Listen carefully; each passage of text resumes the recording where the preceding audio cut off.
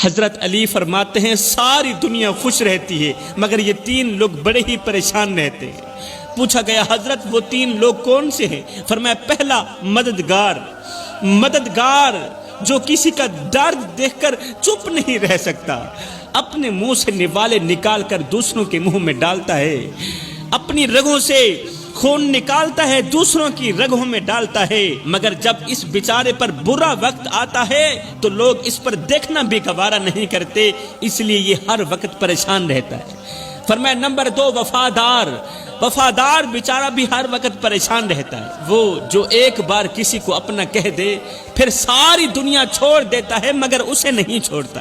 لیکن جب وہ اپنی سچائی لے کر قبر میں اترتا ہے، سچائی لے کر قبر میں دفن ہو جاتا ہے تو دنیا اسے ایک اچھا انسان کہتی، اس کے جیتے جی لوگ اسے دکھ دیتے ہیں، درد دیتے ہیں، مگر جب وہ مر جاتا ہے تو لوگ کہتے ہیں اچھا انسان تھا۔ فرمایا نمبر 3 دل کا صاف انسان بھی ہر وقت پریشان رہتا ہے، اگر دل کے صاف رہو گے تو ہر وقت پریشانیوں کی دلدل میں ڈوبے رہو گے، اور یہ وہ 3 لوگ ہیں جو بیٹھے زمین پر ہوتے ہیں، ان کا تذکرہ عرش بری پہ ہو رہا ہوتا ہے۔